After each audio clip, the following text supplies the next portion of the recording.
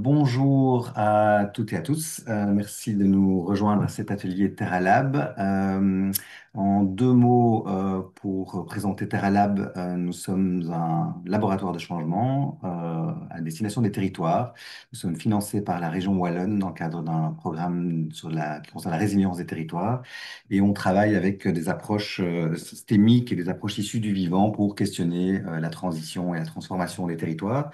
Donc en fin de le changement. Et cette année, on travaille en particulier deux sujets. Le premier, c'est le biorégionalisme et le second, c'est l'exnovation ou le renoncement, parfois aussi de redirection écologique. Et c'est dans le cadre de ce deuxième thème que nous accueillons aujourd'hui Olivier Erard, euh, qui sera le principal orateur, et aussi Céline Parotte, à qui je vais demander à tous les deux de se présenter rapidement pour commencer. Céline Parotte qui est chargée de cours pardon, à l'Université de Liège et qui viendra questionner Olivier à la suite de sa présentation. Et Olivier, je te passe la parole peut-être pour te présenter rapidement. Bonjour à tous, merci pour votre invitation. Moi, comment je me présente? Euh, Par la fin, je sors d'une expérience d'une douzaine d'années de direction d'une structure qui s'appelle le Syndicat mixte du Mont d'Or, qui gère notamment la station de ski de Métabier dans le Jura, et c'est bien entendu là-dessus que je vais plutôt parler. Auparavant, donc pendant une dizaine d'années, j'étais en collectivité pour gérer des services de l'eau, de l'assainissement, des projets de restauration de milieux aquatiques, lutte contre les pollutions agricoles, gestion forestière, etc. Et ma formation initiale, je suis ingénieur des mines, option géologie et spécialité glaciologie, où j'ai appris la glaciologie dans les Andes boliviennes et péruviennes. Merci. Et peut-être Céline, un ou deux mots? Bonjour, je suis ravie d'être là et ravie d'écouter la présentation d'Olivier. Moi, je m'appelle Céline Paroche, je travaille à l'Université de Liège, au département de sciences politiques. J'ai été formée en tant que politologue, mais je crois que ce qui m'intéresse surtout, c'est les interactions entre sciences, technologies, société. Et donc, c'est dans ce cadre-là, je crois, que j'ai été invitée. Et aussi parce qu'avec mon équipe de recherche à l'heure actuelle et au Centre de recherche Spirale, on s'intéresse en ce moment beaucoup aux questions de démantèlement des infrastructures, qu'elles soient industrielles ou non, et notamment à explorer des concepts comme l'exnovation, le concept de ruine, de ruination, aussi de l'innovation par le retrait. Donc je crois que là, il y a effectivement de chouettes choses à discuter aujourd'hui avec vous. Et on est en train de coordonner un ouvrage qui s'intitulera Les ruines du futur, évaluation des infrastructures industrielles qui vont combiner des exemples en fait de ruines et la manière dont elles ont La été capitale, s'il vous gérées ou plaît. abandonnées. Et on Je verra sais pas comment si elle est ça à va jour. évoluer C'est cassé. effectivement au fur et à mesure du temps. Mais l'objectif, c'est d'avoir des comparaisons entre l'Amérique du Sud notamment et puis tout ce qui se passe ici au niveau européen pour voir ce qui nous rassemble ou nous divise. Donc voilà. Super, merci Céline. Et on avait entendu déjà parler de ce projet qu'on a hâte de lire, puisque c'est évidemment tous ces sujets-là qui nous occupent à TerraLab. Et d'ailleurs, vous pouvez, si vous êtes intéressé par ce sujet-là, trouver quelques informations aussi sur notre site internet et sur notre LinkedIn, puisqu'on publie pas mal de contenu sur ces sujets-là. Bien, je propose d'y aller, Olivier. Olivier, moi, je t'ai découvert par des posts LinkedIn, je crois, au départ. Et puis, en fait, j'ai parcouru ton livre qui s'appelle Le Passeur. Je ne sais pas si c'est très clair, mais c'est pas très grave.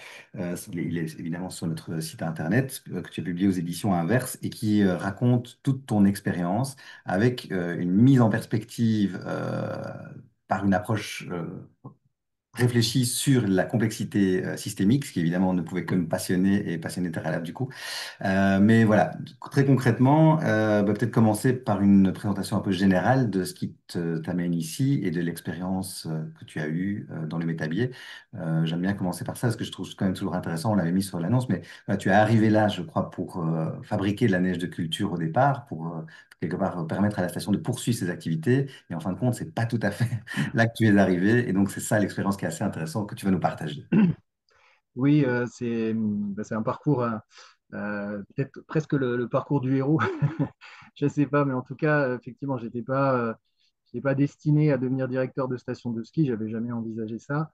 Et étant en charge de l'eau au département du Doubs, on m'a confié en 2006, donc j'ai une histoire avec Métabier qui est de presque 18 ans. 2006, donc le dossier de neige de culture, puisqu'il s'agissait de trouver la meilleure ressource en eau pour alimenter une retenue collinaire de 100 000 mètres cubes, faire une dizaine de kilomètres de réseau d'enneigement, etc. Donc moi, j'étais missionné en fait pour de l'expertise hydrologique au départ, et puis de fil en aiguille. Donc on était vraiment dans une période 2006 où l'impulsion était à la relance du ski à Métabier après, je dirais, 2 décennies d'aléas, hein. Il y a eu un premier saut climatique à la fin des années 80, début des années 90, où beaucoup de stations se sont très vite équipées en neige de culture. À Métabier, ça n'a pas été le cas, comme certaines autres, hein, mais il n'y a pas eu cet investissement dès le début des années 90. Si bien que la décennie 90, elle a été assez difficile. Et le début des années 2000, sous l'impulsion des médailles d'or au JO de Turin, ça a son importance, hein.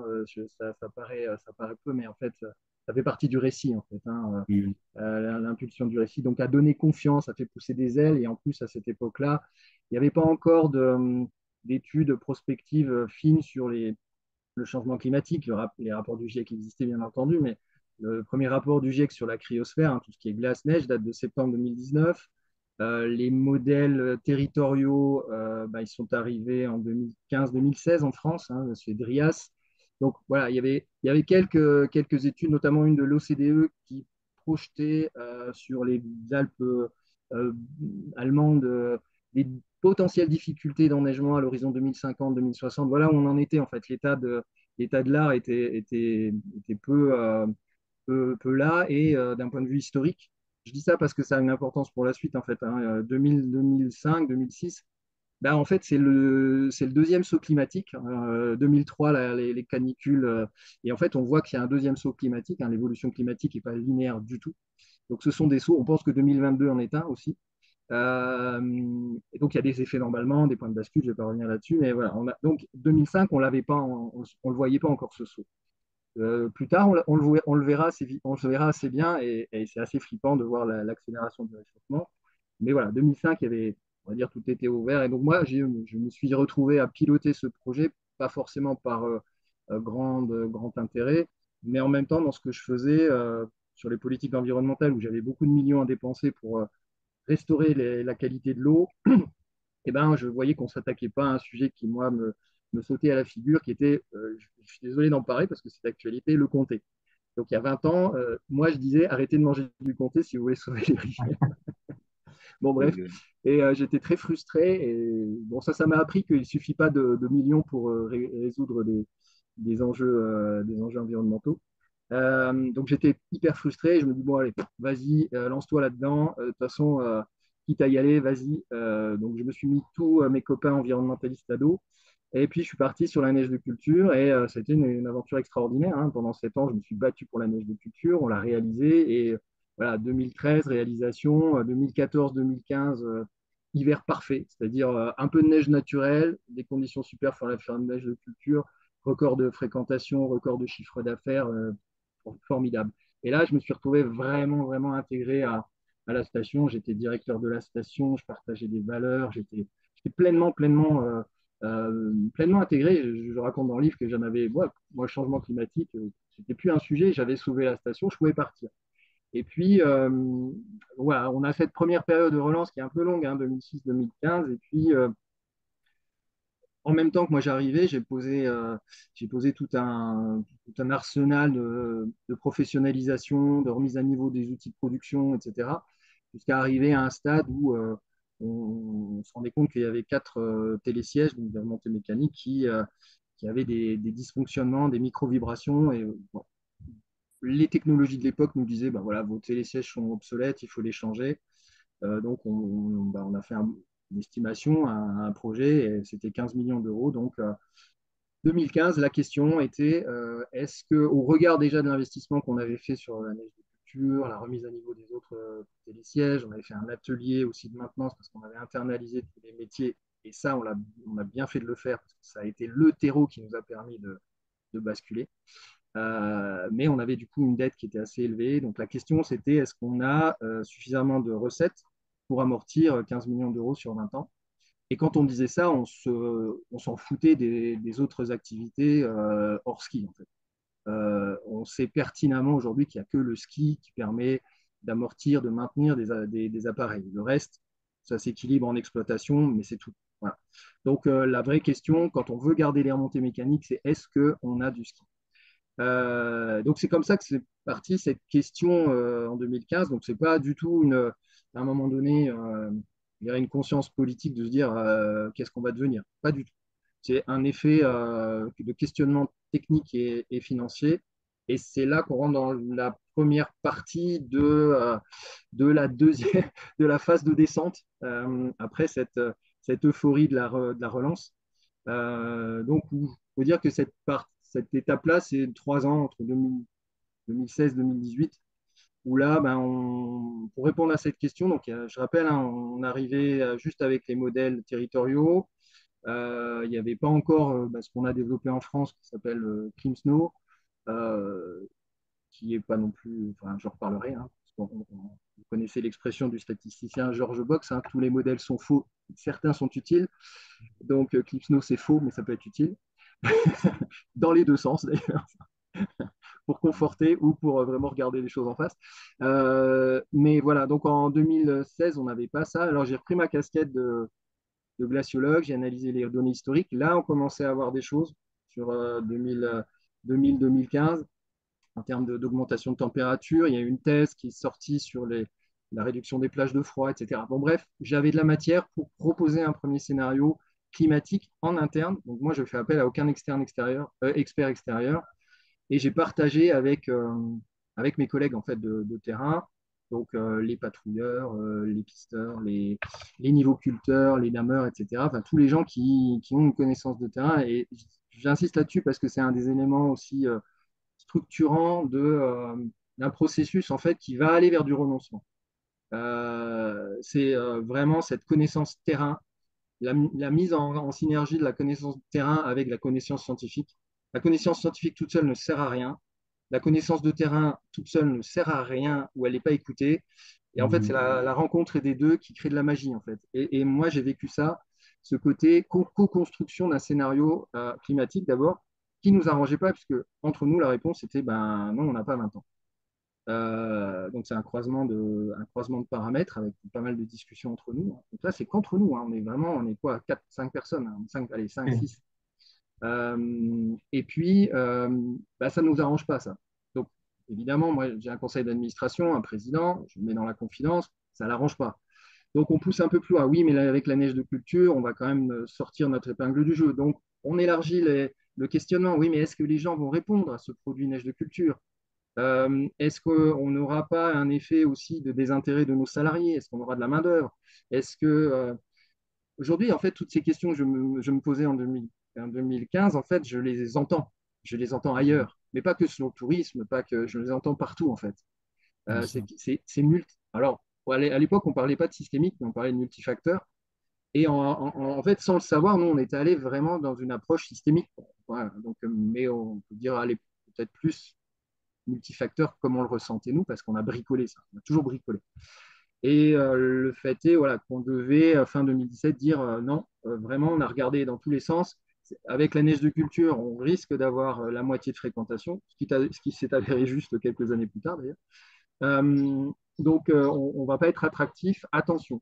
Et surtout, toutes les solutions de diversification alternatives, ce n'est pas ça qui va nous sauver. Donc, la diversification ne vaut que si on garde du ski. Donc, la réponse qu'on faisait à nos élus de conseil d'administration était non, il ne faut pas investir. Donc, fin 2017. Le gros choc. Le gros choc, donc tout le monde se tait. Personne, on dit rien. Parce que tant qu'on n'a pas solutionné ce qui nous préoccupait, c'est-à-dire la stabilité de nos appareils, on avait une épée Damoclès quand même sur au-dessus de la tête, puisque on est opérateur de transport public, donc avec des exigences de sécurité. Donc l'État peut nous dire juste la veille de la saison, vous ne pouvez pas exploiter. Donc C'est là qu'on a joué de chance ou peut-être de synchronicité. Moi, j'aime mieux ça, parce qu'on a trouvé un maître d'œuvre qui était prêt à explorer une nouvelle méthode d'analyse qu'on a développée en grande échelle à Métabier et qui nous a permis de comprendre d'où venaient ces micro-vibrations. Elles venaient des socles béton. Donc, on est passé d'un programme de 15 millions de remplacements d'appareils à rénovation de socles béton à 2 millions. Donc, une grande partie ont été faites en interne, puisque là aussi, moi, j'ai mobilisé toujours mes collègues de terrain, à la fois sur le développement de la méthode et aussi sur les travaux. En tout cas, tout de suite, ils ont été dans l'action. C'est-à-dire, ça, c'est un paramètre hyper important, les reconnaître pour ce qu'ils savent et les reconnaître dans ce qu'ils savent faire. Mhm. Donc, tout de suite, ils ont été mis dans l'action et je pense que ça, c'est des facteurs clés. En fait, ça crée quelque chose d'inarrêtable derrière. Euh, et ça a permis aussi d'accepter, de faire accepter au conseil d'administration cette idée de renoncement. Ça, c'est fin 2018. On renonce parce que on sait prolonger des appareils, même vieillissants, grâce aux compétences des salariés. Voilà. Mais en même temps, fin 2018, on a jeté le virus de la fin du ski. Ça, on ne le dit pas encore. On ne le dit pas encore, c'est trop dur. Moi, on me pose une injonction qui est insupportable, c'est-à-dire, toi qui es ingénieur, trouve-nous des solutions. C'est insupportable pour moi. Donc je dis, je pars. Euh, J'avais une grosse légitimité. J'avais sauvé la station, et puis j'avais quand même mouillé la chemise pendant 3 ans, et j'avais montré que j'avais regardé toutes les solutions possibles, imaginables.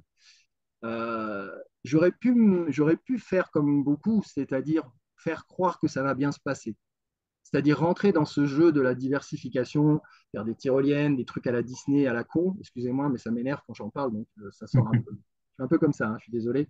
Vas-y, vas-y. Je ne suis pas trop politiquement correct, surtout que je suis détaché maintenant de la fonction publique territoriale, donc je crois que j'ai été frustré pendant quelques années, donc je me lâche. J'ai beaucoup de respect pour les élus. Mais bon, donc en tout cas, voilà, j'avais cette grosse légitimité, donc j'ai obtenu, et ça aussi c'est un fondement important, dans les étapes de renoncement, surtout des étapes de renoncement où on renonce à quelque chose sans avoir la suite. C'est-à-dire on renonce en même temps on accepte à partir dans l'inconnu. Parce que la réponse que je leur portais, c'est ben, moi, je n'ai aucune solution. Je n'ai aucune solution. Donc si vous pensez que quelqu'un peut en avoir, allez-y. Allez-y. Et on pouvait imaginer, moi je regardais tous les experts, etc., ils sont très monolithiques dans leur solution. Enfin, c'est très, bon, je ne le savais pas à l'époque, mais moi, j'avais besoin de travailler sur la complexité, pas Mhm. sur la complication. Mhm. Moi-même, qui étais ingénieur, j'étais formaté à la complication, pas à la complexité. Et tous les bureaux d'études sont formatés à la complication, pas à la complexité. Voilà. Même les chercheurs, excusez-moi, mais on est tous formatés à la complication, naturellement. C'est notre mode de pensée privilégié. Et c'est aujourd'hui notre, notre façon de nous rassurer aussi. Hein. Problème, solution. On va chercher, on va comprendre. Hein, on va comprendre, on va mettre de l'expertise, on va comprendre. Et là, moi, fin 2018, je comprenais, enfin, voilà, pas de solution, rien. Mais comme j'avais cette légitimité, j'ai obtenu une autorisation de dire, OK, on ne sait pas où on va, mais on va y travailler. Et ça, je pense que c'est le geste le plus vertueux d'un décideur face aux enjeux d'adaptation et de transformation. C'est je ne sais pas, mais je vous autorise à y travailler. Et je m'implique. Mais je ne m'implique pas en tant que décideur, je m'implique avec ma petite compétence. Je fais œuvre d'humilité. Vous savez, ça renvoie aussi à la théorie du U. Là. On Mhm. descend. On accepte de ne pas savoir. Ça, c'est fondamental. Là, ce qu'on a vécu, c'est ça. Hein. Et à partir de là, en fait, on a réussi à bâtir à entériner cette idée d'ingénierie. Alors, dans le récit aussi, c'est important de tout, tout, tout ça, en fait, ces étapes-là ont toujours été marquées par un récit, je dirais, situationnel. Pour le renoncement aux appareils, eh ben, on a fait un film avec une conférence de presse, on a même fait une journée nationale sur la méthode pour valoriser les compétences professionnelles, valoriser l'innovation. Parce que quand on a proposé le renoncement aux investissements, moi, je m'en suis pris plein la figure, en fait. Tu es un fonctionnaire, tu manques d'ambition. Donc, moi, j'ai dit, OK, les cocos, moi, je vais vous montrer ce que c'est que l'innovation, en fait. Oui, la technique nous sert, mais on l'utilise souvent à aller dans le mur, peut-être qu'elle peut être utile à autre chose. Donc voilà, donc je me suis un peu vengé, j'étais content, mais dans le récit, c'était très important et très porteur.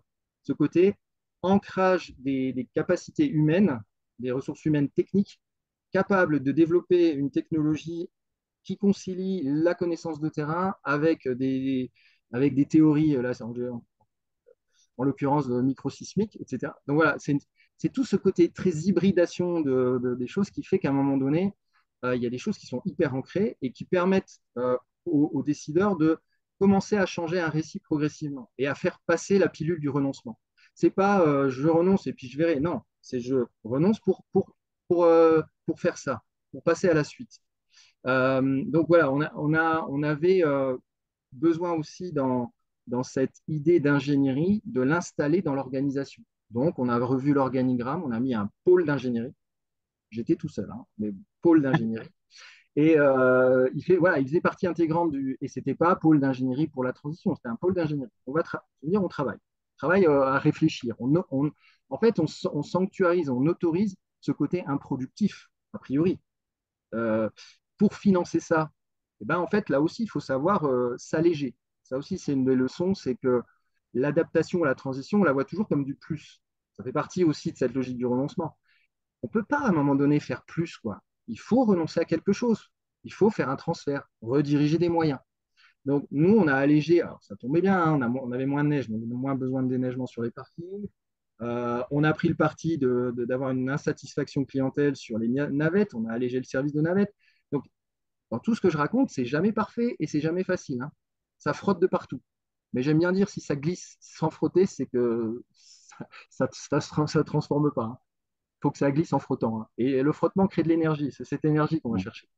Donc voilà, donc on a instauré ce pôle d'ingénierie avec des crédits qui sont issus du. Et moi, j'ai pu recruter un adjoint à qui j'ai confié l'opérationnalité. Et à partir de là, donc c'est la deuxième phase de la descente. Donc 2019-2021, pour moi, c'est un peu un champ d'expérimentation où je suis là et je me dis, je fais donc OK, j'ai réglé le maintien de l'exploitation, les investissements sur les remontées mécaniques, c'est calé, la maintenance, c'est calé. Ça, le côté domaine skiable, c'est réglé pendant un moment. Toute chose égale par ailleurs. Vous savez, c'est cette super formule que les experts utilisent. Les experts qui ne sont pas dans la complexité, toute chose égale par ailleurs. Toutes choses ne sont jamais égales par ailleurs. Donc, ça, c'était voilà, le schéma. Le domaine skiable s'est réglé pendant quelques années. On n'avait pas encore eu l'Ukraine, on n'avait pas encore eu le Covid, on n'avait pas encore eu une série de très mauvais hivers, bref, qui ont abouti en 2024 à la fermeture d'un tiers du domaine. Mais en 2019, on avait cette perspective en disant on tient tant qu'on peut, mais il faut savoir arrêter en 2030. C'est vraiment cette stratégie. Et pendant ce temps, pendant cette période-là, on profite des retombées du ski pour faire émerger quelque chose. Alors, on n'utilisait pas ce mot émerger, émergence, pour créer d'autres choses. On parlait de centres de profit nouveaux, mais ce qu'on avait vécu, enfin moi ce que je disais, c'était en fait, l'intuition qu'on a, c'est que les solutions ne se trouveront pas à l'échelle de la station. La diversification, ça ne sera pas possible, etc. Donc, il faut élargir. Il faut élargir. Et c'est juste cette impulsion de dire on ne trouvera pas les solutions sur le périmètre, il faut élargir. Voilà, élargir sur un territoire, sur le territoire. Donc moi, j'y suis allé un peu comme j'avais fait pour la neige, c'est-à-dire regarder le passé. En fait, euh, toujours avant c'est un peu taoïste, ça, avant de se projeter dans le futur, on assure l'appui arrière, quoi. Et on regarde un peu nos fondations. Et ben, en fait, ce que j'avais aussi fait avec les partenaires de la station, j'avais créé un collectif pour promouvoir la station, mais en fait, en créant ce collectif, on avait créé des valeurs et des actions. On avait vécu des choses communes. Et je me suis dit, bah, je vais aller revoir ces gens-là et je vais les mettre dans la confidence. Parce que je sais que j'ai des relations de confiance, même si c'est pas le monde des bisounours et qu'on s'est toujours dit, on peut s'engueuler entre nous, l'essentiel, c'est que le client ne le voit pas. Voilà. Mais je savais que je pouvais avoir des discussions de fond. Et donc, c'est les premières émergences, en fait, elles viennent de là. Elles viennent de ce rapport avec des chefs d'entreprise avec qui on avait des relations de confiance. Et donc, on a construit, en fait, moi, je les mettais dans la confidence. Donc, le processus, c'était le choc. C'est, oh, ça ne nous arrange pas. La descente. Et puis, en fait, ça fait un petit moment que je pense à ça. c'est peut-être le moment. Ouais, ok. Mais oui, mais tu vois, ça, je vois bien que je ne peux pas le faire à l'échelle de la station. Il faudrait que je le fasse à l'échelle du territoire. Je sais pas, je ne travaille pas avec des partenaires sur le territoire. Je ne sais pas travailler avec les collectivités, etc. Ok, moi, je suis là. En fait, je ne sais pas ce que je dois faire, mais ça, je peux le faire. Donc, en fait, je me suis mis au service avec les compétences que j'avais, comme j'avais encore un petit budget pour financer des expertises sur des domaines que je ne maîtrisais pas. J'ai pu faire émerger 4, 5 projets structurants portés par des parties prenantes privées qui comptent dans le système. C'est-à-dire, ce n'est pas des kékés. C'est pas des kékés, c'est des gens, notamment un opérateur de séjours sportifs qui fait même plus que nous en termes de chiffre d'affaires. Voilà, lui, il a structuré une filière trail, non pas uniquement pour l'événementiel, mais avec des descentes sport-école, des stages, etc. Et, bon, il a structuré, il est devenu aujourd'hui la référence structurelle pour le massif du Jura. Mais à l'époque, voilà, il initiait le truc. Donc voilà, ça aussi, ça a compté parce que à chaque fois qu'on sortait un événement, et c'était une période un peu à la fois difficile parce que 2019-21, c'était la crise sanitaire, à la fois favorable parce que il n'y avait plus beaucoup d'agitation. Donc ça nous donnait du temps en fait pour travailler en sous-marin. On n'était pas perturbé par l'affichage et puis la volonté permanente de faire des choses, etc. Ça a été une période très propice pour ça. En même temps, très difficile parce qu'organiser des choses en plein Covid, c'était pas la meilleure, c'était pas si facile. Mais ça nous a obligés à déployer un surcroît d'énergie. En fait. Je pense que ça a été plutôt bénéfique. Donc voilà, et à partir de ces événements, nous, on a pareil, comme le disait mon président Philippe Alpi, on crantait. Au fur et à mesure que quelque chose sortait, on crantait et on racontait une histoire qui racontait pas le quoi, on s'en fout du trail en fait, mais qui racontait comment ça s'était procédé, comment ça s'était fait. C'est-à-dire, un jour, tu te souviens, Eric, tu es venu nous voir et puis tu nous as proposé ça, et puis voilà.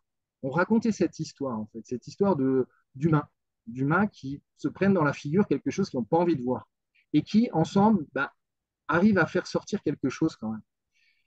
Donc, de cette expérience-là, jusqu'en 2021, on a réussi on a communiqué au niveau européen, parce qu'on a eu l'opportunité de faire un événement européen, et on a pu aussi bénéficier des crédits Avenir Montagne Ingénierie que l'État mettait en œuvre. Donc, on a été les premiers d'ailleurs à obtenir ça. Et puis, ça nous a légitimé cette fois-ci pour passer à l'échelle, vraiment passer à l'échelle de ces 5 opérateurs qui étaient métabiers, mais métabiers regardant sur le territoire. On a eu l'autorisation cette fois-ci de se déporter vraiment dans le territoire. Là, ça a chiffonné la Cour des comptes quand ils sont venus nous auditionner en 2023, parce qu'ils nous ont dit, mais ça, vous n'aviez pas le droit de le faire. Tout à fait d'accord. Moi, j'ai appris d'un avocat qui m'avait accompagné, c'est le droit, c'est comme le ski, c'est-à-dire moins on tourne, plus on va vite. Bon, quand on fait mal, quand on tombe, on se fait un peu plus mal. Donc, on savait qu'on prenait des risques, c'est pas le sujet. Et je leur ai expliqué que si on ne l'avait pas fait, nous, personne ne l'aurait fait. Parce que personne ne pouvait comprendre ce qu'on était en train de vivre. Et c'est pour ça que moi, ça m'interroge toujours sur les mécanismes d'adaptation, de transformation qui viennent de l'extérieur. Je pense que ce n'est pas possible. Il y a vraiment une impulsion à donner à l'intérieur. Voilà, donc, et ça rejoint le geste du passeur. Mais voilà, donc en tout cas, nous, on a pris la main sur cette animation et on s'est imposé en tant qu'ingénierie. Et là, on a pu élargir et reproduire un peu ce que, même pas un peu, mais complètement ce que j'avais opéré en interne à la station, on l'a reproduit sur le territoire, c'est-à-dire ce passage de la co-construction d'un diagnostic holistique avec les données, ce que j'appelle les données chaudes de terrain, les données froides scientifiques. Pendant 6 mois, on a fait ça, 6 premiers mois de 2022, ouais. Et puis, et après, des ateliers de co-développement où on injecte la mauvaise nouvelle, donc le choc, on dégage de là des cellules, ce qu'on appelle nous des cellules d'émergence, donc des groupes de travail qui s'auto-déterminent en fait. Les gens ont envie de travailler sur ces sujets-là. Moi, j'ai piloté un sujet sur les métiers, les ressources humaines, et un sur le ski de fond, qui était l'autre pan identitaire du territoire. Et dans les 2 processus, j'ai vécu toujours cette descente et cette remontée. Mais cette descente et cette remontée, elle n'est valable que si on apporte vraiment de la contrainte et qu'on la co-construit. Voilà.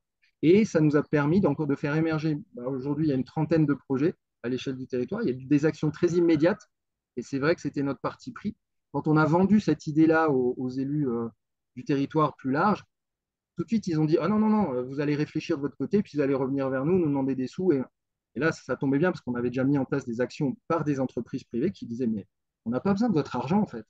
Nous, ce dont on a besoin, c'est de sentir que nos intuitions correspondent à une intuition collective. Et là, je peux vous dire que ça coupe la chic, hein.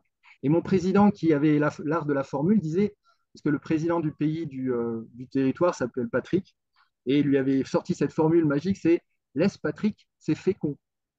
Et ça suffit en fait. En fait, ça l'a calmé. Il a autorisé, lui, à avoir des cellules d'émergence à l'échelle territoriale.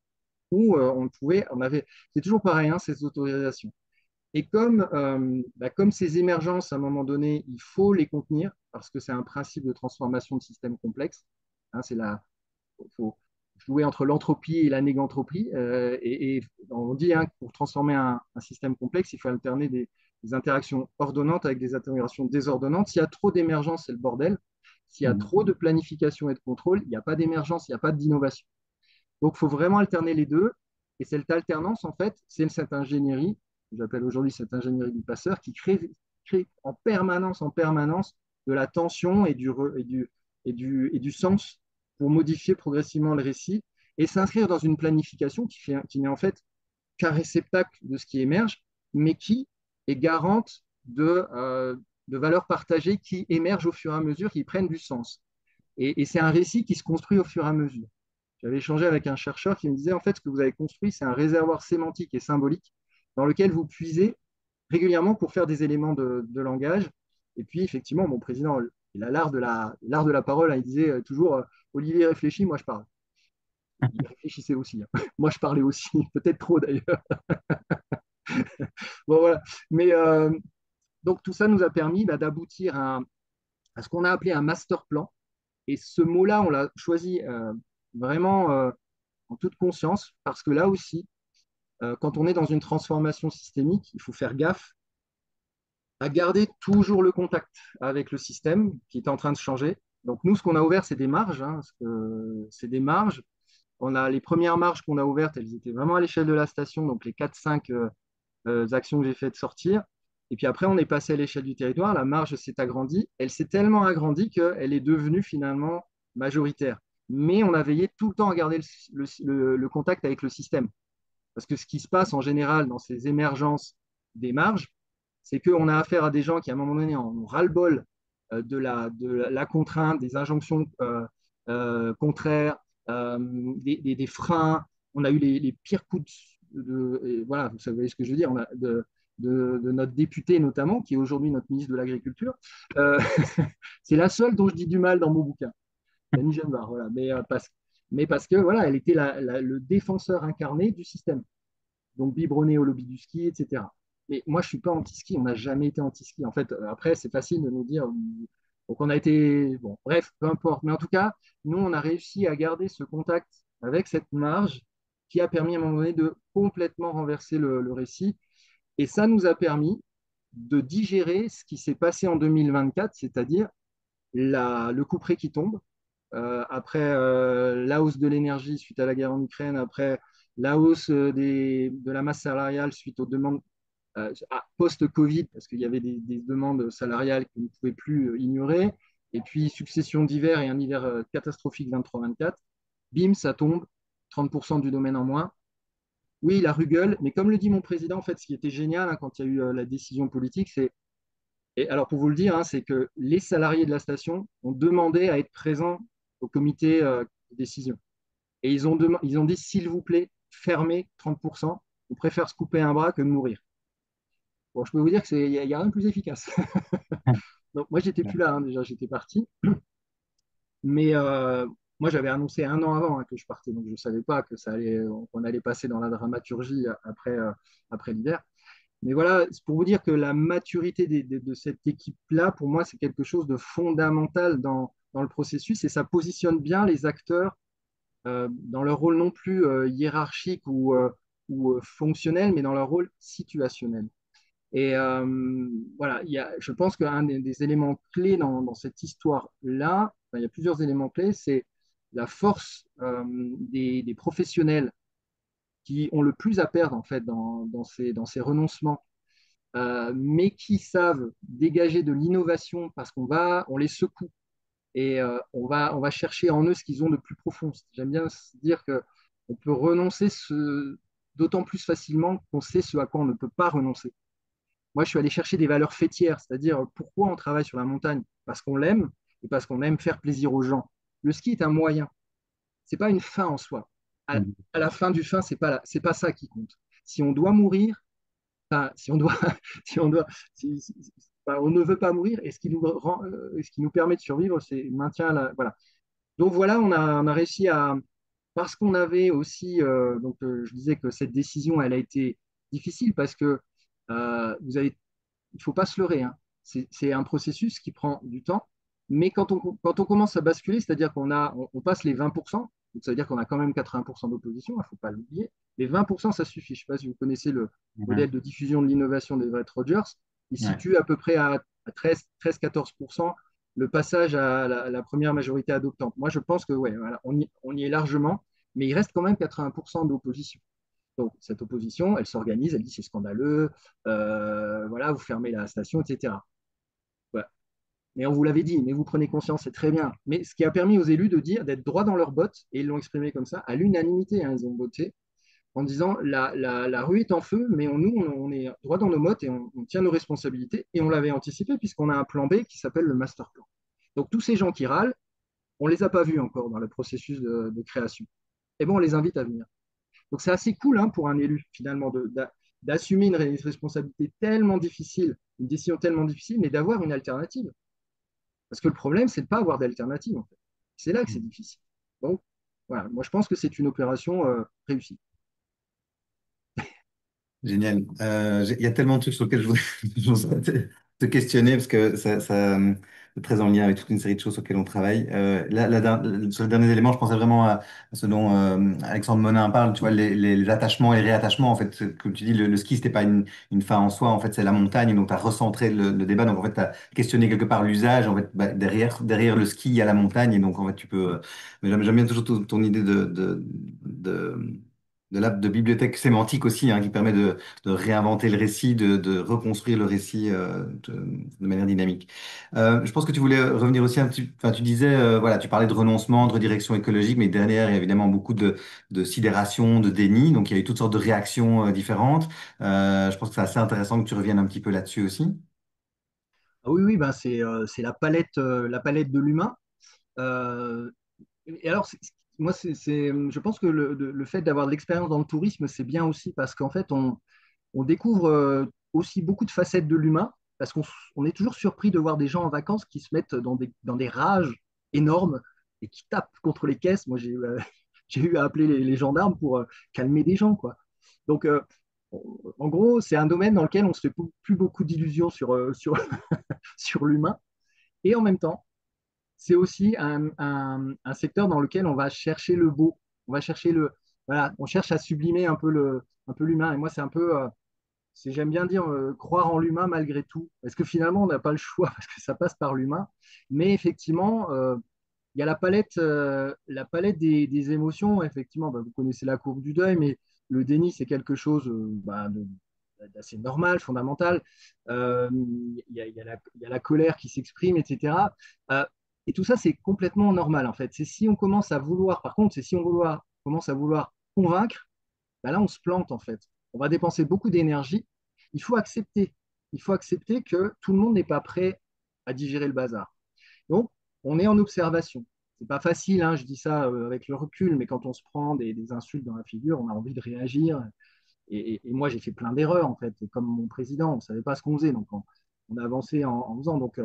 Euh, donc, pour nous, ça a été épuisant, impliquant, mais aussi tellement merveilleux dans les changements de posture, justement. Quand vous avez quelqu'un qui était dans une opposition très forte et tout d'un coup fait ce virage et qui ça se voit physiquement, Mhm. dites, waouh, ça c'est cool, ça. Voilà, ça c'est bien. Donc on a vu aussi des transformations humaines de soulagement, mais ça ne veut pas forcément dire d'adhésion. Là aussi, c'est toute l'ambiguïté, c'est qu'on reste dans le flou. En fait, la complexité, c'est l'art du flou, c'est l'art du doute. Donc, comment on navigue dans cette à la fois grande incertitude, ce flou, euh, accepter qu'à un moment donné, des partenaires qui ont travaillé avec nous, quand ça va pas bien, bah, ils se réfugient dans la masse qui n'est pas encore avec nous et bah, ils vous insultent avec les autres. Mais peu de temps après, ils reviennent vers vous. Il faut savoir les accueillir. Ça demande un travail je sais pas, presque de sagesse, tu vois, mais qui est mu par quelque chose de dire c'est notre intérêt en fait. On sait que ça va, on sait que nous, il y a une espèce de croyance d'être dans la bonne voie.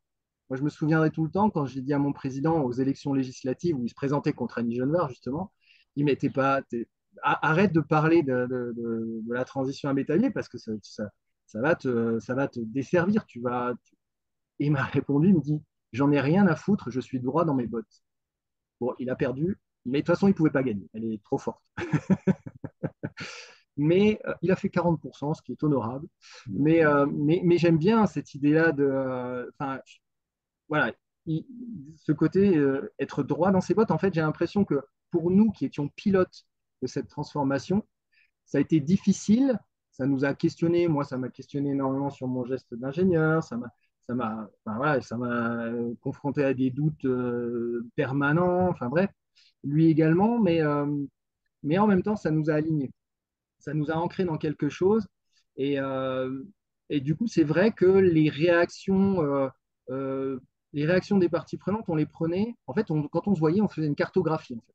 Notre seul travail commun, ça n'était pas de dire c'est qu'est-ce qui se dit, qu'est-ce qui se raconte, ils en sont où. Donc, voilà, on posait les gens, on disait bon, lui, il est en train de. Il y a un feu qui s'allume, on va y aller, on va y aller. On sait qu'on va y aller pour se faire engueuler, pas de souci. Moi, je jouais bad cop, lui good cop, parce que l'élu, il faut le protéger. Mais c'était prévu.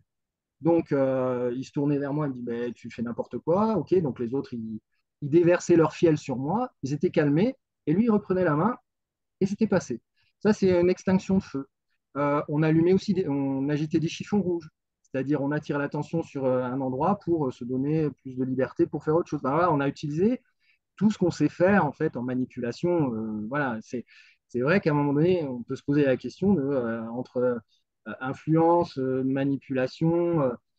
Moi, je me dis, c'est un peu le travers de ces démarches de transition ou d'adaptation qui sont entre guillemets un peu plus vertueuses que le système qui va dans le mur.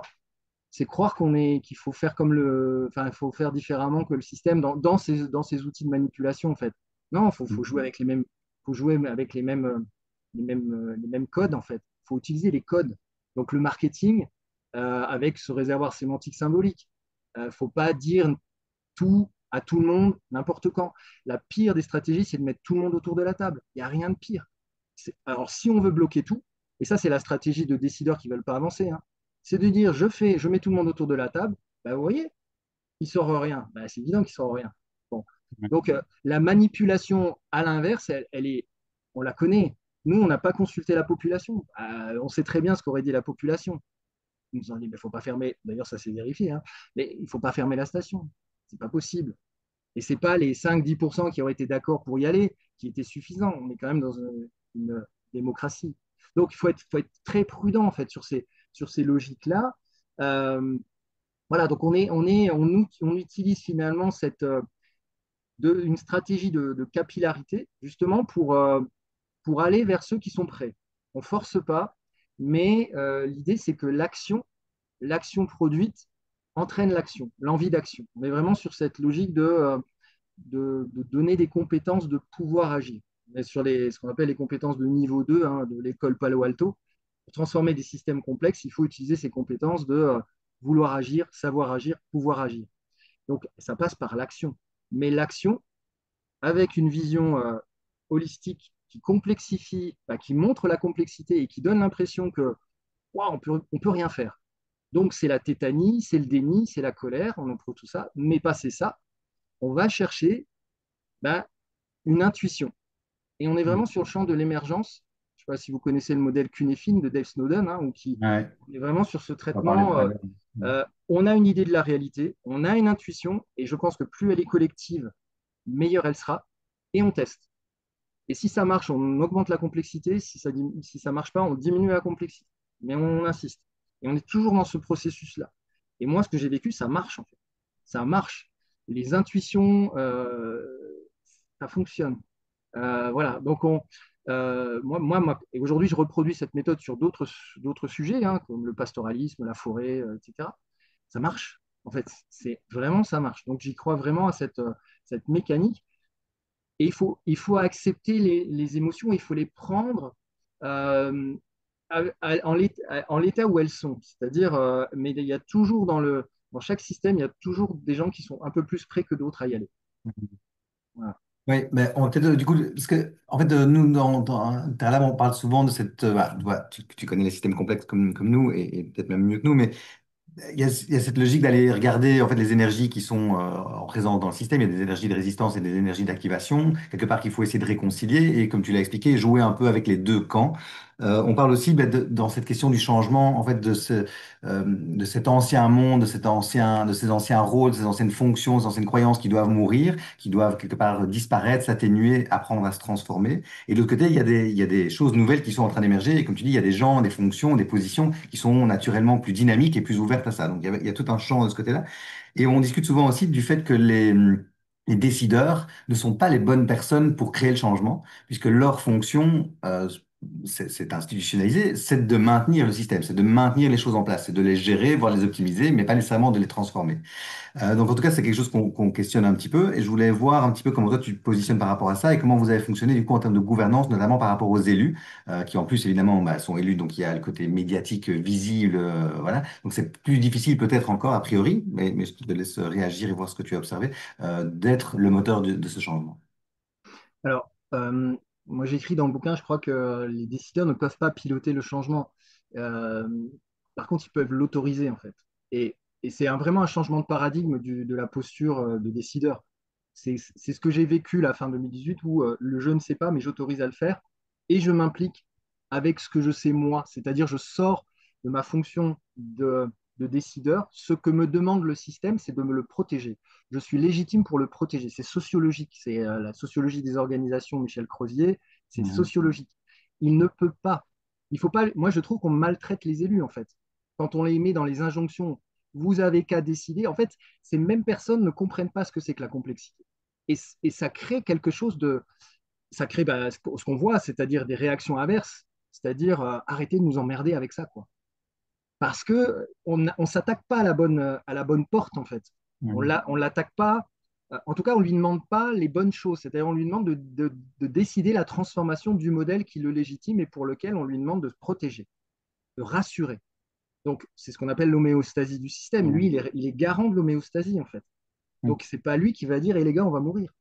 Moi, quand Petite parenthèse pour les gens qui ne sauraient pas éventuellement, c'est l'état dynamique d'équilibre d'un système. Donc il y a comme une espèce oui, de dimension naturelle dynamique d'un système de maintenir un état d'équilibre. Et effectivement, certaines forces en présence dans un système ont plus que d'autres cette fonction de maintien de l'équilibre voilà. ou l'intérêt. Mais les systèmes ont, et c'est donné la Meadows en parle, hein, ils ont la capacité de se transformer aussi. Ils ont une ADN de transformation. Donc, ce qu'on vient chercher par les émergences, c'est d'activer effectivement ces énergies de transformation pour qu'elles deviennent vraiment transformantes. Mais si on y va trop fort, en fait, bah, ça bloque. Donc, Mhm. le, le, le décideur, il faut lui. Moi ce qu'on a fait en fait à Métabis, ce que je reproduis aujourd'hui, c'est de dire la transformation, elle doit être la plus indolore possible, sachant qu'elle va être douloureuse, mais le plus indolore possible. C'est-à-dire qu'on maintient ce qui nous fait vivre, mais de façon raisonnée et en l'allégeant, c'est-à-dire en cherchant le maximum de marge de manœuvre. Donc, il faut faire gaffe aux investissements, il faut faire gaffe aux spécialisations de compétences, il faut faire gaffe à tout, en fait. Donc, cette vigilance, et ça, c'est un travail en soi, c'est-à-dire vraiment arrêter d'être dans ce que Olivier Hamon appelle la performance versus robustesse, quoi, mais c'est effectivement de lâcher la bride un peu sur des paramètres de performance. Par exemple, moi, j'ai arrêté les démarches qualité. Ça me prenait un temps fou. Pourquoi? Pour rien, en fait. Donc, j'ai arrêté ça. Ça me dépensait de l'argent, pourquoi? Pour rien. Juste pour afficher qu'on était ISO 9001, franchement, on s'en fout. Donc, en tout cas, ce n'est pas le cœur de notre métier. Moi, j'ai plutôt bâti une entreprise apprenante avec des professionnels qui savent faire leur boulot et du management au plus près du terrain, justement pour avoir une implication la plus forte possible des gens de terrain. Et ça aussi, j'aime bien dire aux décideurs, la première chose, c'est de dire, c'est quoi l'écologie de ton organisation? Parce que si tu es un autocrate, euh, bah, bon, moi, je sais que c'est foutu. En Mhm. fait, il y a vraiment des postures de base, et je vois, il y a des élus moi, je suis assez critique sur la technostructure, j'en viens. Et je suis plutôt en colère contre la technostructure qui s'est hyper bureaucratisée, euh, en mettant l'élu en disant bah, c'est l'élu qui décide. Non, c'est la technostructure qui aide à la décision. On a oublié le métier d'aide à la décision. Et l'aide à la décision dans la complexité, waouh, mais ça, Mhm. c'est génial en fait. Si on veut vraiment s'y pencher, mais en fait, ce qui se passe, c'est que ça nous sort de notre zone de confort. Donc, on préfère faire des processus optimisés, etc., et donc figer les systèmes, plutôt que de garder des marges de manœuvre. Donc, moi, c'est ce que je- j'essaye de trouver dans les organisations, c'est lâcher un peu la bride, mais vous n'allez pas transformer du tout au tout, mais autoriser une ouverture sur un projet. Par exemple, quelque chose qui n'est pas urgent, hyper important. Il y a des coups partis, il faut les laisser. Même si ça va dans le mur, à un moment donné, on ne peut pas lutter. Voilà, moi, j'accompagne des territoires de montagne. Il y en a qui bon, ils partent sur de la neige de culture. Je sais pertinemment que dans 10 ans, c'est fini, mais bon, c'est parti. C'est un coup parti. Ça ne sert à rien en fait, de freiner. Par contre, saisir des opportunités pour leur dire ah, mais là, dans ce projet-là, il y a quelque chose à faire. Et il faut partir petit mais dense. Quand je dis petit mais dense, dense, c'est on injecte vraiment la complexité avec des visions systémiques et on tient des tensions et on implique les professionnels de terrain et on va les chercher dans leurs compétences pour faire émerger quelque chose de nouveau. Donc, c'est très difficile, mais d'arriver à avoir l'autorisation, à avoir un espace de travail, un espace de temps sur quelque chose qui dépend de l'organisation, mais qui n'est pas à court terme prioritaire, ça, c'est déjà difficile. Tous les décideurs ne le veulent pas. Puis voilà, il y a je vous dis, la posture du décideur très, très descendant, bah, qui, à un moment donné. Donc, si on n'arrive pas sur un système, il y a toujours les sous-systèmes, hein. Donc, il n'y a Mhm. pas de situation désespérée, hein. Donc, faut regarder. Mais il ne faut pas s'acharner, en fait. Il y a des moments où on se dit, bah, si c'est pas là, ah, c'est peut-être là. Et on attaque la montagne par là. C'est, voilà, donc c'est vrai que ça questionne les gouvernances, forcément. Parce qu'on a plus l'habitude de dire, en fait, au lieu de penser complexité, on pense très compliqué. Donc, on Mhm. dit, ben, ah, ben, il faut réunir les experts de tel champ, réunir les experts. En fait, moi, quand on me parle d'experts, il y a plein de signaux qui s'allument, parce que justement, les experts sont les ingénieurs de la complication, pas de la complexité. Bien Ils sûr. ont leur rôle à jouer. Le problème, c'est que dans la complexité, il ne faut surtout pas leur donner le pouvoir. Donc, c'est vraiment c'est une réappropriation de connaissances internes. En fait, il y a une histoire de se faire confiance, quoi. J'ai l'impression que dans les organisations, avec les secousses qui arrivent de l'extérieur, il y a une perte de confiance qui est forte et on va aller se rassurer par des experts qui vont agir avec un mode compliqué sur une situation complexe, donc ils vont encore la complexifier, qui vont encore rigidifier. C'est terrible. Mhm. Donc, moi, ce que j'essaye de dire aux dirigeants, c'est ayez conscience de ça. Je ne veux pas dire virez tous vos experts, mais pas loin. Prenez-moi, je suis un expert du doute. Non, mais Mais bon, c'est pas c'est- vendable, ça. C'est pas vendable, mais bon. Non, parce que c'est ça qui est super intéressant dans ton expérience, en fin de compte, parce que quand je t'ai contacté, c'était ça aussi, c'est ton livre est un magnifique dézoom sur toute la complexité des systèmes, et surtout de leur transformation et du changement. Mais tu me disais, tu l'as rétro-réfléchi, ça, en fait, tu as fonctionné assez spontanément pour la plupart de ce processus. Et donc, j'entends, mais corrige-moi, alors, juste peut-être une clarification, peut-être pour ceux qui écoutent la différence entre compliqué et complexe. Donc effectivement, le modèle cinéphile qui permet d'expliquer ça. Et donc c'est vraiment cette question, voilà, dans les modèles, dans les systèmes compliqués, on fait appel à des experts, hein. Donc on a des best practices, un expert sait quoi faire et normalement ça fonctionne. Plusieurs experts peuvent travailler différemment, mais grosso modo ils vont y arriver. Un système complexe, l'idée c'est qu'en fait on sait ce qui a fonctionné rétrospectivement. Donc on ne sait pas le savoir à l'avance parce qu'on est dans les systèmes complexes et qu'en fait il y a cette énergie dynamique, auto-adaptative, transformative, évolutive, etc. J'en passe, des systèmes qui échappent en fait à la connaissance d'un expert. C'est pas possible. C'est une diversité de points de vue qui peut éventuellement donner des conseils pour au mieux travailler dans le système, mais certainement pas pour dire ce qui va se passer dans le système. Et donc, ce que j'entends quand même, ce que tu as fait toi, c'est majoritairement, c'est ne pas exposer cette complexité. C'est-à-dire que tu travailles la complexité dans l'ombre, en observant les éléments dans le système et là où sont les énergies du changement, mais sans mettre quelque part cette complexité devant les yeux de tout le monde, parce qu'en fait, c'est assez difficile à assumer pour la plupart des gens. Oui, oui, oui. Moi, je l'ai fait parce que je l'ai pas fait parce que je ne savais pas ce que je faisais, comme tu l'as dit. Rétrospectivement, j'ai compris. Aujourd'hui, je le fais consciemment et j'utilise des outils comme notamment la carte holistique, mais que je co-construis. Et ça fonctionne aussi. Donc, Mhm. où on arrive, mais faut y aller progressivement. C'est-à-dire, il faut vraiment, euh, justement, respecter les experts, c'est-à-dire dans leur production de données, Ouais, bien sûr. respecter les savoirs de terrain, les confronter, les mélanger et de se mettre d'accord sur une représentation de la réalité. Donc ça, c'est un process, c'est pas d'un claquement de doigts. Donc moi, c'est fondamental. Donc là, aujourd'hui, je sais le faire de manière très organisée. Et là, effectivement, bah, c'est ce que je vis hein, en ce moment, notamment sur un territoire, bah, les élus comprennent en fait. Ils comprennent. Ils comprennent qu'on peut maintenir, mais il faut pas s'acharner au maintien et qu'il y a autre chose à faire. Donc ça les rassure de se dire on va maintenir, mais il faut faire de façon raisonnée. Ils ont les éléments de langage pour le faire parce qu'ils ont intégré cette notion de point de bascule, parce Mhm. que la vision holistique leur permet de voir ce que c'est un point de bascule. C'est tangible. Ils peuvent pas reculer, en fait. Et comme en plus, ça vient en respectant les données de terrain, ils peuvent pas reculer. Et finalement, c'est même confortable parce que si ça vient du terrain, ça vient du système qu'ils normalement doivent protéger. Donc, ça les rassure.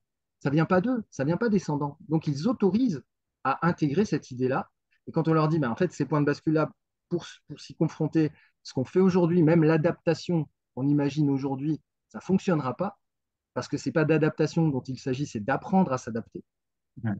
Voilà. Et donc, Dans une ce qu'on vous posture, quoi. propose, c'est c'est surtout d'expérimenter sur un projet ou deux ce que c'est que cet apprentissage de la complexité, enfin voilà, de se confronter à ça.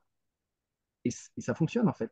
Donc Mhm. voilà, il faut trouver, et en fait, on ne change rien aux gouvernances parce qu'il faut partir du principe que rien n'est fait pour que ça change et que dès qu'on va essayer d'attaquer des modalités de gouvernance, etc., on va dépenser énormément d'énergie et pendant ce temps, on n'utilisera pas cette énergie et ces moyens pour faire quelque chose de très concret d'émergence.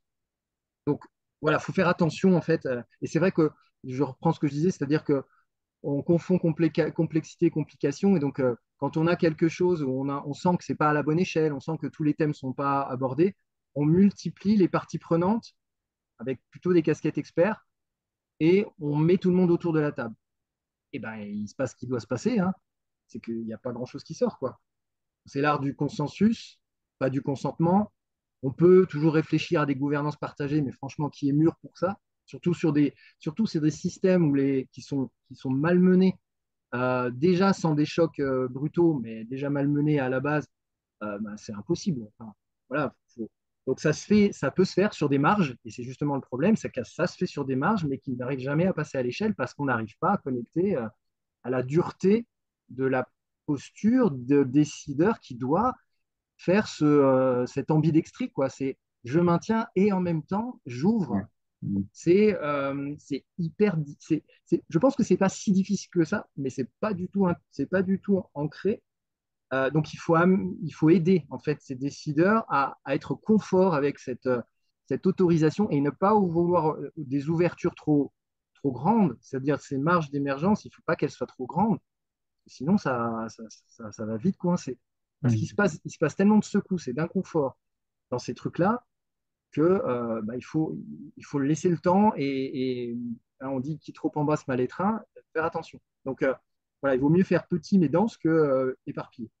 Donc en fait transition, c'est pas le grand soir quoi. Moi tout Mhm. ce qui est plan de transition, c'est alerte, c'est que ça c'est foutu.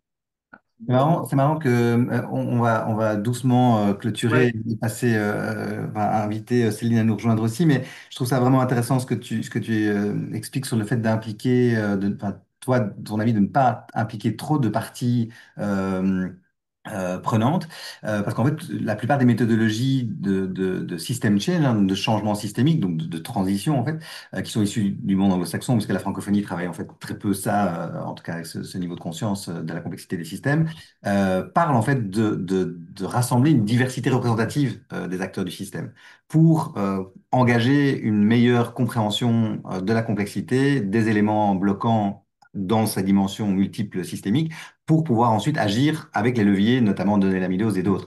Et donc, ça me surprend un peu et je trouve ça assez intéressant et riche ce que tu partages. Non, en fait, c'est pareil, mais moi je dis, parce qu'on me pose toujours la question, c'est quoi le périmètre de notre carte holistique? Et je dis, ben, moi je joue beaucoup avec la cooptation, c'est-à-dire, vous pensez qui est-ce qui doit venir? Et on pose toujours la question, mais c'est pas Mhm. représentatif.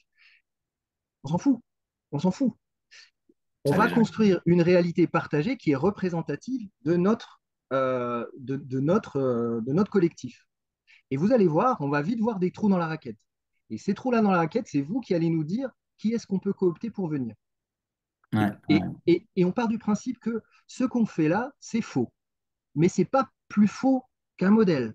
ouais, C'est comme pas Georges plus Bertrand. faux qu'une accumulation de facteurs qu'on ne sait pas relier entre eux. C'est notre réalité. Et l'enjeu, c'est pas d'avoir un truc qui soit figé. Au contraire, une carte holistique, ça doit bouger. Ça. C'est Mhm, un mhm. outil qui nous permet d'agrémenter, etc. L'essentiel, c'est de déclencher quelque chose. C'est pas de se dire, oh, on est content, on a fait une super carte. On s'en fout. C'est un outil qui permet de déclencher. C'est la mise en mouvement qui importe. C'est la mise en mouvement dans un processus d'apprentissage pour aller au pouvoir agir, quoi. Super. Bon. Et là-dedans, on a besoin de garants de la méthode. Et c'est là que je positionne les experts. Moi, je les isole. Je leur dis, si vous avez quelque chose à apporter, c'est vous êtes garant, vous apportez votre fraise, et moi, ça me va. Mais laissez émerger, quoi. Donc, c'est effectivement, il y a des contrebalancements à faire. C'est toujours ce pareil, c'est émergence, contrôle. Donc, il Mhm. faut être toujours vigilant là-dessus. Donc, peu importe si le périmètre de départ n'est pas représentatif, il est représentatif de quelque chose, il- si on apporte toujours de la contrainte, forcément, ça va Ouais, s'enrichir. ouais, je te rejoins. C'est la contrainte qui fait. Donc, c'est la différence entre créativité et création, quoi. La Mhm. création, c'est de la créativité sous contrainte. Ok. Super, ben, merci pour toutes ces magnifiques expériences partagées. Céline, je t'invite à nous rejoindre et bah, engager la conversation avec Olivier, poser des questions ou donner peut-être aussi je ne sais pas si tu veux commencer directement par des questions et ou donner une contre-réflexion éventuellement avec des expériences ou avec des choses sur lesquelles vous avez travaillé dans votre équipe de recherche. Je te laisse. Eh ben, donc, merci Pierre. Donc, merci Olivier pour toute cette présentation. J'avais prévu cinq ou six points qui sont potentiellement aussi des questions à te renvoyer, Olivier, en fonction de ton expérience. Avec l'échange de questions-réponses qu'il y a déjà eu avec Pierre, tu as répondu en partie, mais il y a quand même certains endroits où j'ai quand même encore un peu envie de te challenger. Sinon, pourquoi diable m'aurait-on demandé pour faire des commentaires supplémentaires? Donc ça fait partie du job, comme tu vas t'en douter. Et donc, c'est aussi pour te permettre de déplier peut-être encore plus certaines prises de position qui sont clairement très engagées. Alors, chaque fois, j'ai pensé à des questions ou des commentaires qui pouvaient être associés à, alors, je ne sais pas qui sont les personnes derrière les écrans, mais qui pouvaient à la fois toucher les universitaires, les praticiens, les étudiants qui ont envie de mettre les mains dans le cambouis, enfin, tout type de personnes qui, de près ou de loin, s'engagent sur ces questions. Et la première question, je l'ai pensée en pensant aux universitaires, parce que en Belgique, en tout cas, il y a un petit mouvement qui se lance à l'université de Liège sur l'université en colère.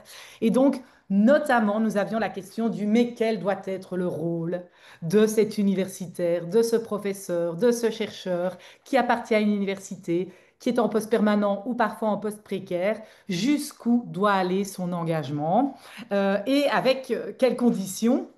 Ah, donc, quelles compétences doit-il avoir ou non? Alors, tu as déjà répondu en partie hein, sur quel est le profil idéal, mais j'avais envie de te challenger encore un peu plus, parce que moi, quand j'ai lu Le Passeur, puis j'aime bien ce titre, et puis je me suis dit, ouais, Le Passeur, ça me renvoie à plein de choses aussi, mais notamment un bouquin que je devais lire moi quand j'étais ado. Je ne sais pas si tu le Ah connais, oui, là. non, mais mais je savais pas qu'il existait. Je l'ai vu après en googlisant, je mets le passeur. Mais c'est pas moi. Mais je te le conseille.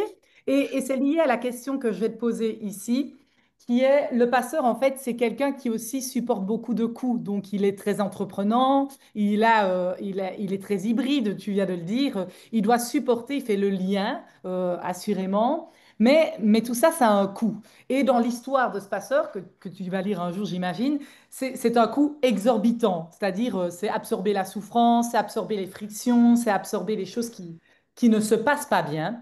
Et donc, en fait, ce passeur, c'est aussi un peu un fusible. Alors, la question que j'avais, c'est jusqu'où doit-on aller quand on est passeur comme toi, clairement engagé, hein? Donc là, il n'y a pas de... Là, tu n'as pas pris... tu as pris une position claire d'un profil de... Tu es multicasquette, multifonction, quoi. Tu es un peu un ovni, je dirais, dans le monde universitaire, s'il en existe un, d'accord? Mais en tout cas, tu es un ovni de par ta formation, de par tes multiples casquettes, de par ton engagement dans diverses arènes et dans ta capacité aussi d'effectivement influencer le processus décisionnel. Donc ça, c'est clairement, tu as un profil atypique, je crois que c'est important de le préciser. Mhm. Mais la question que j'ai envie de savoir chez toi, c'est finalement quel coût ça a d'être potentiellement infusible, hein, jusqu'où est-ce qu'on peut aller en termes de ressources aussi individuelles, parce qu'on sait que les gens très engagés, les militants notamment, en fait aussi se fatiguent. Donc si c'est un travail de longue haleine, à quel coût? Donc ça, c'est une question un peu personnelle. Et puis la question un peu plus mise en retrait, c'est si tu as ou si tu rencontres dans ton domaine des professionnels plutôt type universitaire, tu sais, ceux un peu frileux, quoi, les scientifiques qui se disent j'ai des bonnes idées, mais en fait, dans le fond, c'est pas vraiment mon rôle d'en discuter devant les médias, c'est pas mon rôle d'aller en discuter dans des arènes comme tu viens de le faire. Qu'est-ce que tu peux leur conseiller, genre par où ils doivent commencer? Donc ça, c'est là le premier. Je ne ferai pas les six parce que sinon je vais vous épuiser, hein, voilà. Donc ça, c'est la première, c'est le premier grand questionnement. Le deuxième questionnement que j'avais, mais à nouveau, tu as un peu répondu, c'est quel type de collectif faut-il embarquer en priorité? Et là, je sens que la politologue que j'ai été un jour, j'ai bien compris que les élus politiques, c'était pas ta tasse de thé. En tout cas, c'est pas le premier public cible que tu vises. Et je peux l'entendre tout à fait dans un premier temps, parce que moi, j'ai retenu que d'abord, tu t'intéressais aux décideurs, mais dans des microcosmes, ceux qui ont la possibilité, un petit pouvoir d'influence, une marge de manœuvre, là où ils sont, là où ils se trouvent. Et puis, tu vas chercher les praticiens, ceux qui sont capables de mettre en œuvre. Alors, c'est ce que tu as appelé, toi, les personnes de terrain, ceux qui prennent soin de la montagne sous toutes ses formes, tout au long de l'année, etc., et qui la connaissent par cœur, qui vibrent au son, de la montagne. Et là, je me suis dit, tiens, j'ai senti que les décideurs publics, ils venaient, mais dans un second temps, quand on avait déjà convaincu les autres. Et puis je me suis dit, waf, la vache, le public, peut-être que le public en montagne est aussi particulier, a l'air assez mal vu, le public pluriel.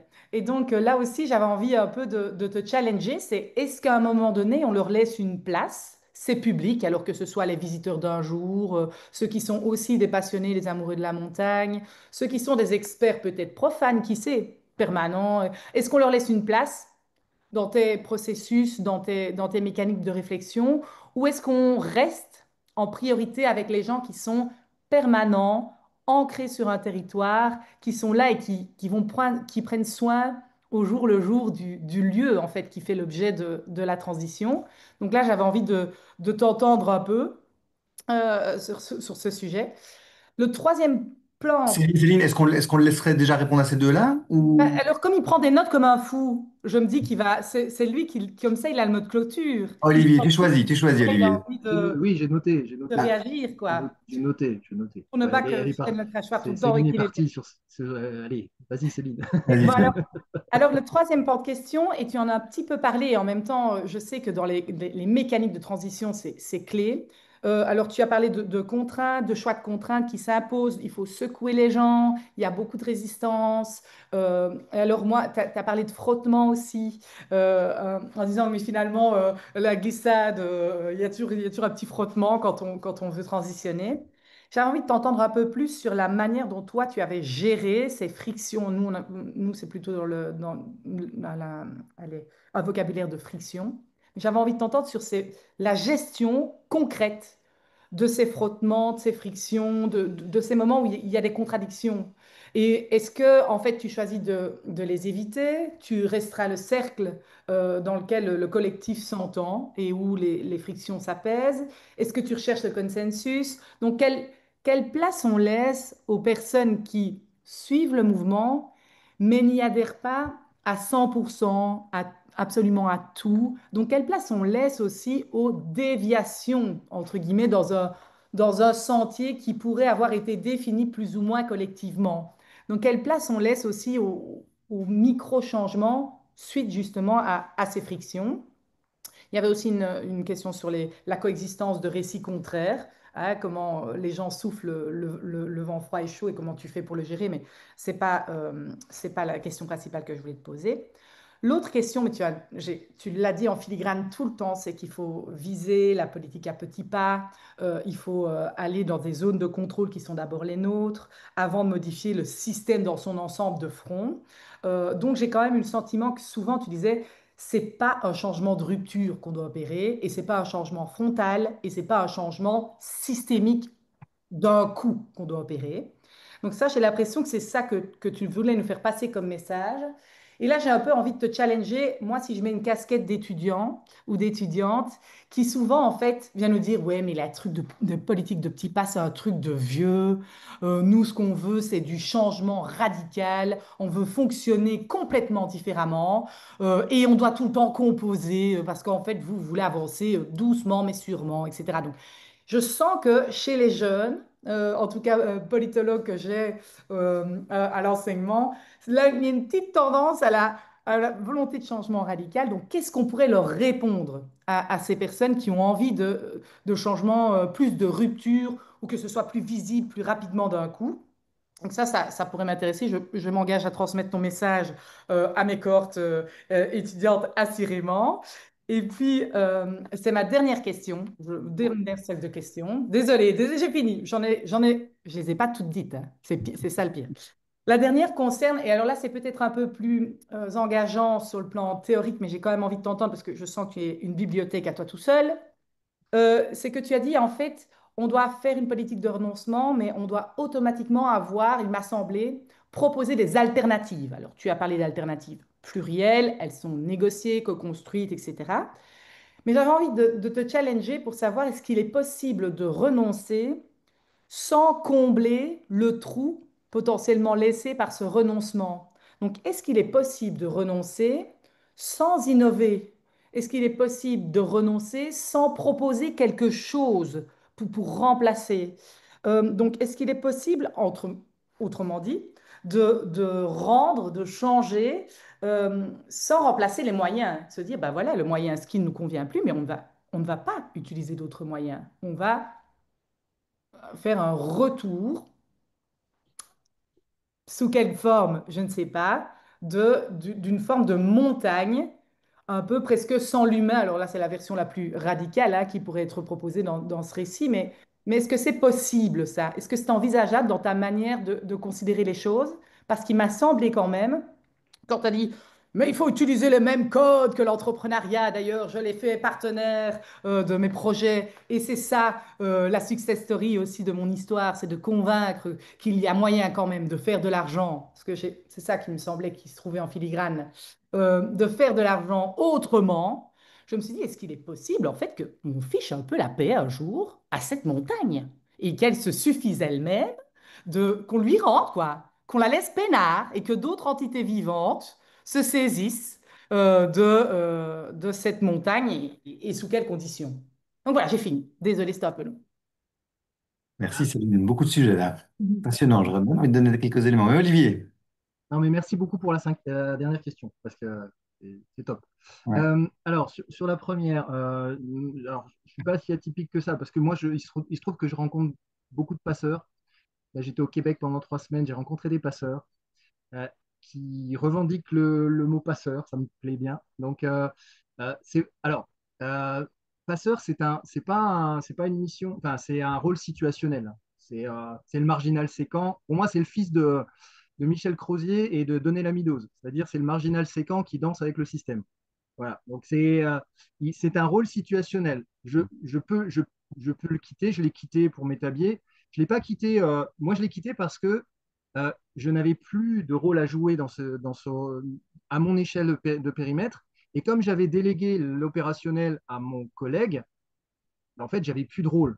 C'est pas par dépit, c'est parce que je n'avais plus de rôle. Alors, du coup, moi aujourd'hui, quand j'échange avec des passeurs, c'est-à-dire des chefs d'entreprise qui sentent qu'ils ouvrent une marge et qu'ils rentrent eux-mêmes dans cette marge-là et qu'ils arrivent à faire cette ambidextrie, en fait, je leur dis, pensez le coup d'après, quoi.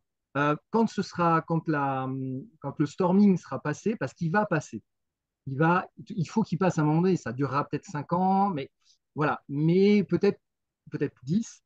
Mais aussi, ayez des stratégies aussi perso. Donc, ne jamais s'oublier soi. Donc, je ne pense pas que ce soit. En tout cas, c'est pas une, comment dire, un sacerdoce, une vocation. On y va, on se flagelle et puis machin, etc. Moi, alors oui, dans le bouquin, j'ai pris des coups parce qu'en fait, je ne savais pas ce que je faisais. Moi, je pense que c'est juste parce que je ne savais pas ce que je faisais. Et quand on avance comme ça, en disant je vais essayer ça, ah, ça ne marche pas, ça fait mal, hein, moi aujourd'hui, je conseille des gens qui sont dans des postures potentielles de passeurs et je leur dis attention à ça, attention à la com. Si tu as des moyens, prends quelqu'un sur la com. Parce que moi, je me suis grillé, moi, j'aime pas la communication et c'est essentiel. Donc, je me suis grillé là-dessus. Donc, des pertes d'énergie, des trucs. Oh là là, mais il y a une optimisation à faire sur le jet. Si c'était à refaire, largement, largement. Euh, voilà, donc peut-être que, alors c'est aussi, alors peut-être j'ai un profil atypique en termes de parcours parce que j'ai à la fois une grosse base scientifique, mais aussi je me suis en étant directeur général, j'ai pris goût aux aspects humains. Je me suis formé formateur pour adultes, je suis certifié MBTI, donc tout ce qui est, moi je lis les collectifs au regard des personnalités en fait. Donc je me suis enrichi de ça en fait, c'est vrai, mais parce que j'ai eu cette expérience de management, donc je ne sais pas si moi, je rencontre des gens, ou alors aussi atypiques que moi, mais sincèrement, je crois pas au Messie, déjà. Et puis voilà, mais donc le coup personnel, je le mets plutôt sur le coup de la méconnaissance en fait de ce que j'étais en train de faire. Ça ne veut pas dire que c'est pas difficile, hein. Je pense qu'il y a une grosse partie qui aurait pu être amorti. Sur la question d'un universitaire qui chercherait à sa posture, etc., la première chose que je lui dirais, fais gaffe à ton ego. Parce qu'en fait, moi, ça m'a forcément secoué en termes d'ego, hein, c'est-à-dire de passer d'une posture d'expert, parce que expert et dirigeant, à une posture d'humilité, du doute permanent. Et ben voilà, donc, et en même temps, cet ego, enfin, il s'est aligné autrement. Et même si prenais la parole en public, c'est pas ma personne je m'en fous en fait. Mais je joue avec le système après. C'est-à-dire, et, oui, on a menti aux médias. Mon Dieu, on a menti aux médias. Mais parce que je savais que c'était utile. Donc, ce que j'ai envie de dire, c'est attention à son ego et aussi ouais, à une posture qui est de dire, c'est un peu l'effet hologrammique dont parle Edgar Morin. C'est le tout est dans la partie est dans le tout, mais ça veut dire aussi qu'on ne peut pas transformer un système si on ne se transforme pas soi-même. Donc, si on n'est pas capable, enfin, si on n'est pas capable, si on n'accepte pas les changements qui s'opèrent aussi en nous, c'est pas la peine d'y aller. Je dis ça parce que je rencontre pas mal d'universitaires et qui restent figés dans leur posture de sachant et d'expert, de sachant. Et pour eux, pour moi, avant de savoir quelle est leur posture, c'est faire œuvre d'humilité. J'aime bien les correspondances entre les mots humain, humus, humilité. Pour moi, c'est très lié tout ça. Parce que l'humain qui se ancre de nouveau dans la terre et qui va trouver son humilité, il y a aussi un principe taoïste qui dit on est avec une compétence. Et toute cette vie-là, l'objectif, c'est juste de la déployer. Et je trouve que ces expériences qui nous mettent dans l'adversité nous obligent à un peu laver notre ego, nous enraciner et faire émerger quelque chose d'autre de beaucoup plus aligné. Donc, pour moi, il n'y a pas de. C'est d'abord une interrogation personnelle, en fait. Qu'est-ce que moi, en fait, je suis capable sur quoi je suis capable de me remettre en question, ce à quoi moi-même je suis capable de renoncer dans mon confort. Moi, je suis parti de m'établir, je suis dans un inconfort volontaire. C'est-à-dire, je suis consultant, j'ai plus la garantie, je suis fonctionnaire. J'aurais pu rester ma zone de confort. Mon président m'a dit, mais ne pars pas, si tu veux aller papillonner dans des séminaires, tu as le droit, même faire de consulting en restant directeur, tu as le droit. Je dis non, c'est pas possible en fait. C'est pas possible, je ne peux pas. Si moi je vais au bout de la démarche, je me mets dans l'inconfort. Ça me fait flipper, mais je me sens beaucoup plus aligné que si j'étais entre deux. Donc oui, il y a un moment donné, c'est un engagement, quoi. Enfin, moi, je trouve qu'on ne peut pas être tiède, en fait. C'est pour ça que je parle avec passion, parce que j'espère que ça va marcher. Ça peut ne pas marcher. Et dans un an, peut-être que bah, je serai, je ne sais pas où, mais en fait, mais peu importe, j'aurais essayé ça. Mais voilà, alors je ne dis pas qu'il faut aller dans un engagement aussi, mais ça pose la question du confort et de l'ego. Voilà, c'est ça. Donc, voilà ce que je peux dire sur la première question. La deuxième, le type de collectif embarqué en priorité, j'ai envie de dire, peu importe, c'est le système qui nous dit où il y a une opportunité, en fait. Il faut saisir l'opportunité. Nous, elle a été technique. Alors, si possible, au plus près de la finalité qui est la plus impactée par les fluctuations, c'est-à-dire par les chocs. Donc, effectivement, nous, ça a été au cœur du système principal, la station de ski. Mais comme je le disais, si dans le système, ce n'est pas possible, dans les sous-systèmes, c'est peut-être plus facile. Et j'ai envie de dire, peu importe, à partir du moment où on a une vision systémique, peu importe par là où on rentre, c'est peu important en fait. Euh, mais ce qui me semble assez essentiel, c'est de rendre confortable et légitime cette- j'aime bien utiliser cette notion du virus qu'on injecte dans un organisme, et pour qu'il aille, pour que le principe actif aille au bon endroit, on utilise un excipient, une gélule.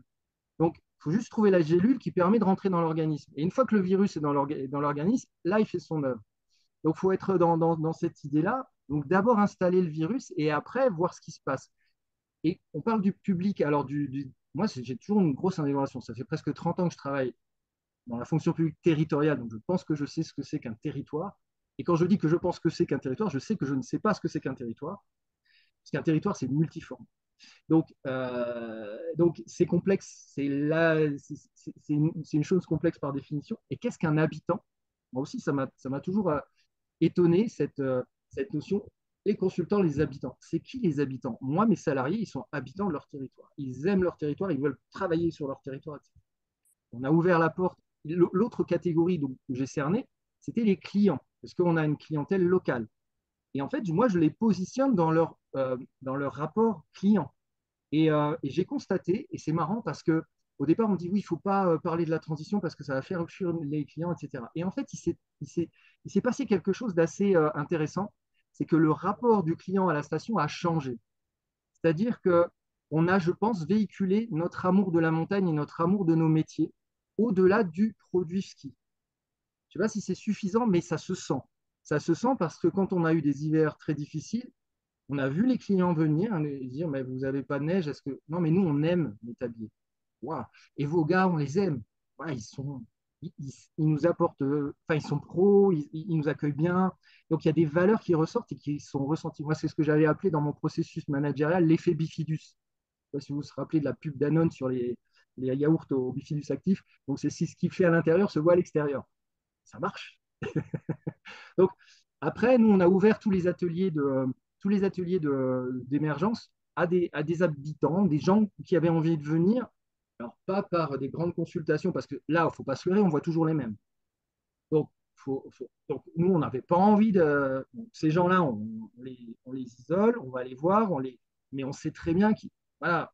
À un moment donné, le système les a identifiés comme des blocages. Donc, nous, on est vigilants parce qu'on ne va pas se rajouter de la contrainte à la contrainte. Donc, il faut faire très attention à ça. Malheureusement, c'est comme ça, hein, parce que le système a créé ces polarités. Parce qu'on a voulu mettre tous les gens autour de la table, on fait des gouvernances consultatives, etc., où les gens en ont ras-le-bol, quoi. Ils en ont ras-le-bol, ras-le-bol, ras-le-bol. Parce qu'il ne sort rien. Donc, nous, on est vigilants aussi par rapport à ça. Il ne faut pas mentir aux gens. C'est pas bien.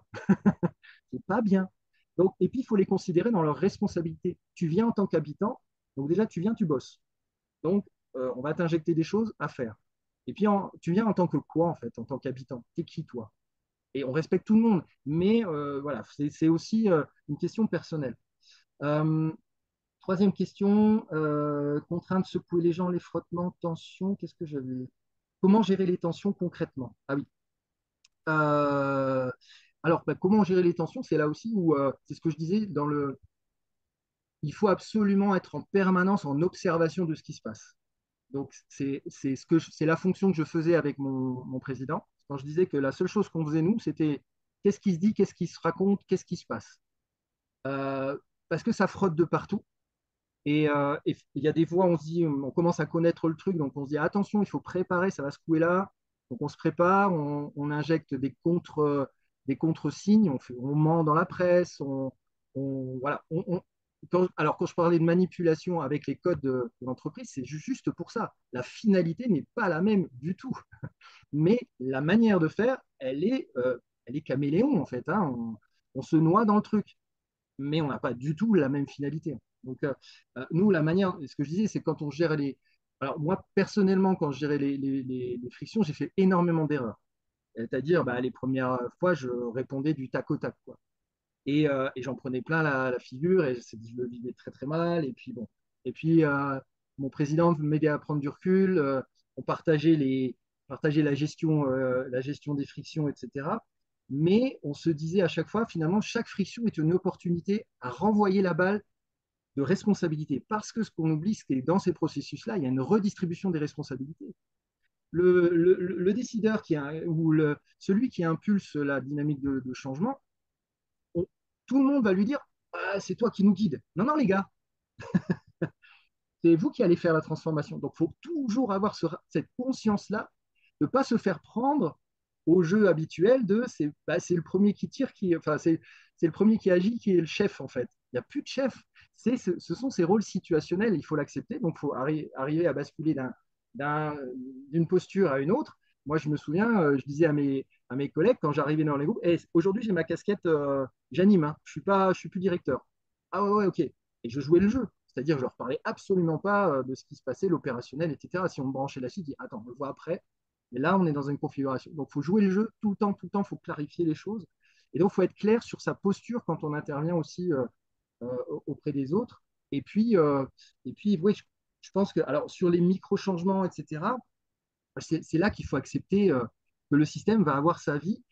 Par contre, le questionnement, et c'est super pertinent comme question, parce que euh, quand j'ai fait émerger les 4-5 premières actions en 2019-2021, ouais, la question que je me suis posée à un moment donné, mais t'es qui toi pour dire que c'est bien? En fait, t'es qui toi pour dire que ça va dans le bon sens?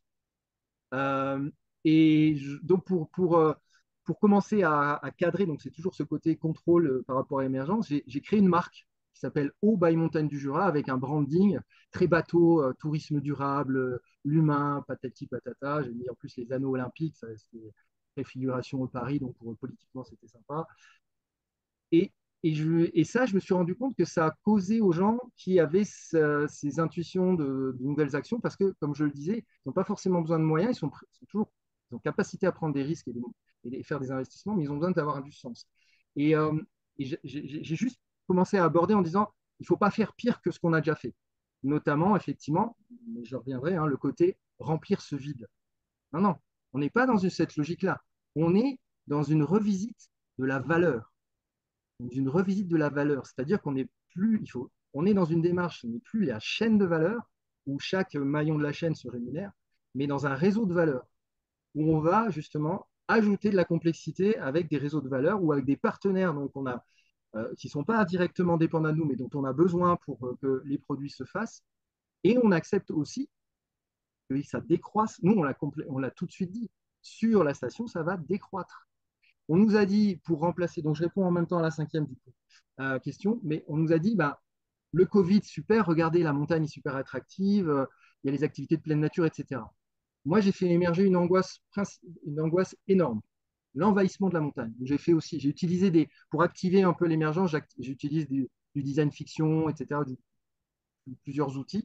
Et, euh, et en fait, a émergé cette crainte de l'envahissement de la montagne par les activités de pleine nature, notamment, conflictuelles avec l'exploitation forestière, le pastoralisme, etc. Ça nous a embarqué sur une thèse en psychologie sociale et environnementale pour anticiper les conflits d'usage. Ce qui nous a permis, Lucie Brelet, qui est la thésarde, a fait une soixantaine de cartes mentales avec ce que j'appelle les rugueux. On parlait des habitants. Les rugueux, par exemple, pour moi, c'est les agriculteurs, les chasseurs, les forestiers qui ne viennent jamais dans les instances de consultation. Eh bien, nous, on est allé les voir et on s'est associé à la fédération de chasse pour avoir les portes d'entrée. Donc, on peut tout nous dire sur la chasse. Moi, je ne suis pas pro-chasse, je m'en fous. Mais je savais que la porte d'entrée, elle serait plus facile là et que la chasse, moi, je les ai remerciés sur leur facteur médiation territoriale. Les experts de la médiation territoriale. Ça nous a permis de faire un truc d'une richesse extraordinaire et de faire émerger un commun qu'on n'arrivait pas à assumer jusque-là, qui est le Mont d'Or, notre massif. On veut le préserver. Donc, non, les offres d'activités de pleine nature, moi j'ai animé une cellule d'émergence là-dessus, elles doivent être à forte valeur humaine ajoutée. C'est une orientation guide, mais qui émerge et sur laquelle chacun va pouvoir se positionner.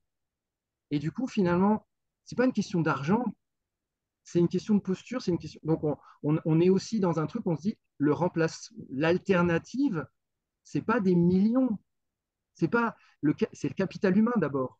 Donc, c'est pas, on ne juge pas, c'est comme la Cour des comptes juge la transition à l'aune des millions qu'on investit alternatifs au ski. Moi, je leur dis, c'est n'importe quoi. C'est quoi votre tourisme vert? C'est n'importe quoi. Donc, oui, nous, en fait, on n'a pas de programme d'investissement comme ça. Non, on s'en fout. Notre essentiel, il est où? Il est que les gens poursuivent leur rêve qui est de continuer à vivre et travailler sur leur montagne. Voilà. Donc, la chaîne de valeur, le réseau de valeur va être différent et le PIB va être très très bas. Mais on s'en fout, on s'en fout. C'est pas ça l'intérêt, c'est pas ça l'important. C'est que les gens arrivent à avoir suffisamment pour eux parce que une station de ski, par exemple, c'est 75% d'immobilisation. Donc on finance de l'infrastructure. Et effectivement, on a toujours la peur du vide, c'est remplir par de l'infrastructure. Quand je dis le renoncement doit s'accompagner d'une alternative, c'est d'une mise en mouvement, c'est pas d'un projet, c'est d'un élément de langage, je dirais politique ou décisionnel, qui dit on renonce à ça, mais on engage cette mise en mouvement-là. Et si possible, on l'engage en responsabilisant tout de suite quelqu'un. Toi qui es en train de nous dire on est des mauvais, nous c'est ce qu'on a fait avec nos élus. Hein. Les autres élus du conseil d'administration, comme dit mon président, on leur a mis le nez dans le caca. Donc toi tu vas gérer ça, toi tu vas gérer ça, toi tu vas gérer ça. Tu gueules, tu gères. Voilà. C'est pas bisounours. Hein. Donc, c'est pour ça quand je dis le renoncement doit s'organiser, neutraliser effectivement ceux qui sont les plus véhéments en les renvoyant aussi à leurs responsabilités. Hein, parce que souvent, c'est pour ça que quand on parle de parties prenantes, il faut savoir avec quelle logique ils viennent, quelle posture ils viennent, pour avoir la capacité de les renvoyer à leurs propres responsabilités. Parce que c'est trop facile. L'élu, il est là, il est au piège. Il est pris au piège dans ces trucs-là parce qu'on lui demande de répondre à toutes les doléances. Mais t'es qui, toi? Toi, tu es responsable. On est tous responsables. En fait, c'est ce changement de paradigme aussi et c'est ce qu'a réussi à faire mon président, hein, avec sa manière, c'est-à-dire baisser la tête, se faire engueuler, puis ah, vous avez fini? Bon, bah maintenant, toi. Je vous rappelle l'histoire. Paf! Là, vous pouvez dire, au bout de 3 heures de réunion, bon, c'est éreintant, hein, mais on sort, on a gagné. Bon, voilà, ça rejoint à la fois les contraintes de frottement, etc., et puis le renoncement. Puis la dernière, donc, changement de rupture pas brutale, étudiant. Ah oui, logique des petits pas. Alors, attends, je me repositionne. Oui, donc, la transformation, c'est pas, pour moi, c'est pas le grand sport, mais c'est pas non plus la logique des petits pas. C'est pas la logique des petits pas. Moi, je suis accompagnateur en montagne et je fais de la marche afghane. Et j'apprends aux gens à dire, en fait, vous avez une physiologie qui vous permet de faire un pas de telle longueur. Votre facteur d'accélération, c'est le rythme. C'est le rythme. C'est pas voilà, c'est pas d'agrandir le pas, c'est votre rythme. Donc, euh, on s'en fout de faire des petits pas, c'est à quelle vitesse on les fait, en fait. Donc, les processus d'émergence avec l'action entraîne l'action, c'est exponentiellement. On me dit oui, mais ça prend du temps. J'ai arrêté vos conneries. Faire des planifications, les évaluer, constater qu'on n'est pas arrivé au bout, refaire des planifications. Oh, moi, ça fait 30 ans que je bosse dans le développement durable et j'arrête de parler de ce mot, mais le temps qu'on perd, ça suffit, l'argent qu'on perd, ça suffit. Moi, je vois qu'en l'espace de 2015 à 2025, en 10 ans, on a transformé. On a transformé, voilà, donc 10 ans, ben, pendant 10 ans, sur la gestion d'eau, par exemple, ils ont enquillé les études, etc. Et puis ils sont là à dire, ben, qu'est-ce qu'on va faire? Toujours pas embringué sur une vraie structuration de transformation des paradigmes agricoles et fonciers, etc. Alors que c'est plus que 10 ans, parce que moi, fait 30 ans que je bosse sur l'eau dans ce secteur-là. Bref, bon, voilà, c'est juste pour dire, et donc dire aux étudiants, attention, parce que votre antisystémie va vous mettre à la marge. Alors, c'est un choix, mais alors c'est ce que je dis aux gens, aux jeunes qui veulent bifurquer tout de suite en disant, ah ouais, non, mais le système ne va pas, etc. Je dis, c'est con, hein. C'est con parce que le système, il aurait besoin de compétences comme vous et de lucidité pour. Alors, ça va être dur et peut-être qu'il n'y aura pas d'opportunité qui s'ouvre, mais purée, c'est con, quoi. Parce que là, vous donnez. Et le système va vous broyer dans la marge. Il va vous broyer. Il va vous mettre minable. Donc, vous allez être expulsé, vous allez être dans votre petit truc sympa, mais au final, vous n'aurez pas atteint votre idéal. Enfin, moi, je leur dis ça comme ça, hein, je les brutalise. Parce que j'espère qu'il y a des gens qui restent quand même dans le système et qui vont justement profiter des interstices pour faire voilà, grossir les failles, quoi. Donc, j'ai envie de leur dire, ouais, non, ayez une légitimité dans le système. Donc, soyez. Et vous verrez, il y a pas que des méchants. C'est ça aussi une leçon. Moi, j'ai rencontré des belles personnes dans la station. Donc, j'ai kiffé de faire un aménagement de retenue collinaire avec les entreprises. Je prends, j'ai pris, aujourd'hui, je prends plaisir à échanger avec des agriculteurs, même de la FNSEA. Je veux dire, c'est pas tout blanc, tout noir, quoi. Le monde, il n'est pas comme ça. Donc, moi, je dirais à des étudiants, en fait, vous choisissez la facilité. Je suis très provocateur, mais vous choisissez la facilité. Et en fait, vous, vous contribuez, vous contribuez à aller dans le mur en C'est choisissant la marche. c'est un beau mode de clôture. Alors,